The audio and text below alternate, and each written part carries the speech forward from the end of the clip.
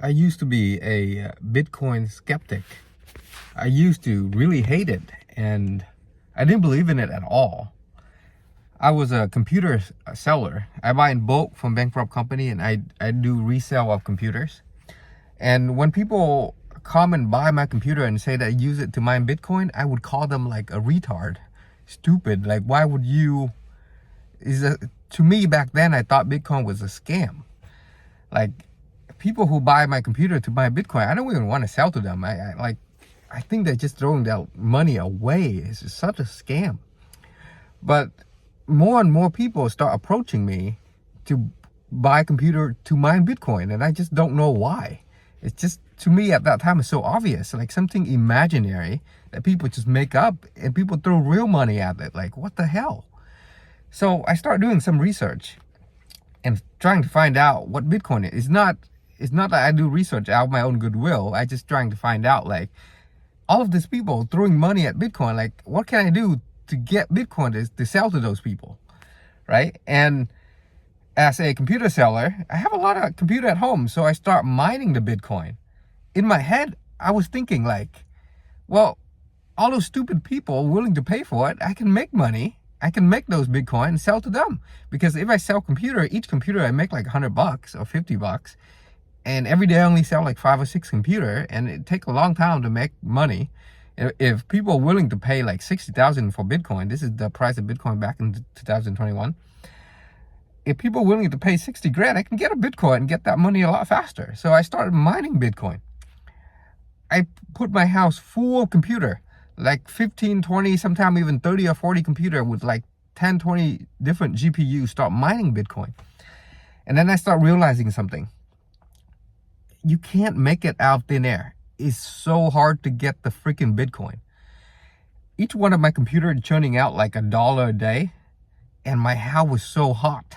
It probably cost me more than that in the air conditioning cost alone. And my wife started complaining, like, the whole house freaking hot. What the hell are you doing?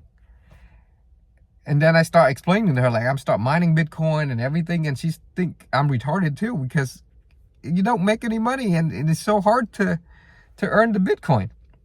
So Bitcoin is so hard to make. You can't print it out thin air like dollars, like the government printing dollar out thin air. But Bitcoin is so hard to make. So then at that point, I was thinking, maybe I can create another shitcoin. Like, not Bitcoin, but something that can compete with Bitcoin. So that's exactly what I did. I started making 3 more shitcoin. But then I started realizing something. It's not catching on. Nobody is believing in my shitcoin, but everybody's still believing in the Bitcoin. So then I start thinking, hey, so maybe the value of money is not in the physical form, is not in the actual paper, or it's not in the ink, but it's actually in people believe. The more people that believe in that money, the more value that it has.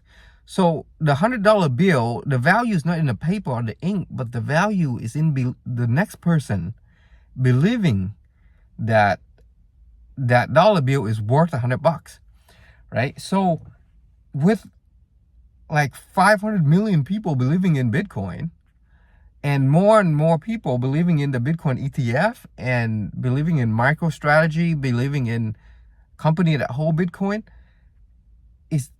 I came to a conclusion that it is nearly impossible for Bitcoin to go to zero. Just like any asset, right? If one person hold the asset would be worthless. Like, imagine if I hold all the gold in the world, I'll be playing by myself. Like, gold would be worthless. Nobody would want gold because I hold everything. But if you have a distribution of that asset, like Bitcoin, where hundreds of millions of people holding it, I think close to 1 billion now, 900 something million. I think close to 1 billion people actually have Bitcoin wallet and holding Bitcoin. So for the value of Bitcoin to go to zero is impossible because too many people are already holding it. Same concept with gold. Like, too many people already hold gold. So to go to zero, no, that's not going to happen. So the more people that hold the asset, the more value that it's going to get. The more belief that people will believe in it. So I was a Bitcoin skeptic, And now I'm a full believer. Like I stopped buying Bitcoin at the last cycle top. Like I didn't buy it at 60,000. I buy at like 45,000.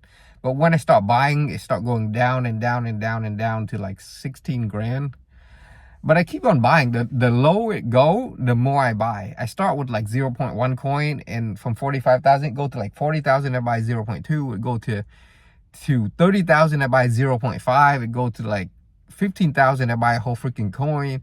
And then when it, on the way it go back up, I also buy some more until the Bitcoin ETF is introduced.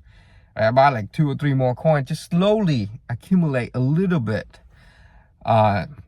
Even the time when I'm struggling, when I didn't have any money left, I still put in like 50 bucks or 30 bucks a day. And I didn't stop dollar cost average until Bitcoin go back to like 60,000. So, and at that point, I don't know what the price action is going to be, but 60,000 seemed like a pretty good deal to me. So up until 60,000, I still dollar cost average into Bitcoin. And I'm still holding it right now. I did not sell at 100,000. I don't believe that you should sell your life away at 100,000 for the Bitcoin. No, I believe it can go a lot higher. Trump is supporting Bitcoin. The House is supporting Bitcoin. The Senate is supporting Bitcoin.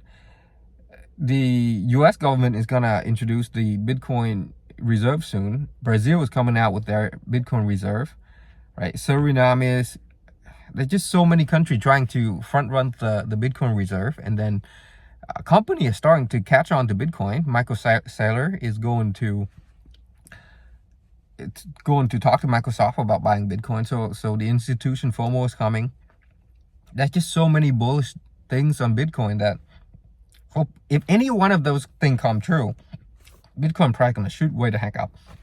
So I just don't want to sell my Bitcoin for 100,000 and join the rat race, going to work 9 to 5 and then take out a 30-year mortgage, pay it for the rest of your life. By the time you have a house and you pay off your house, your car, you're like 60 something, you near death.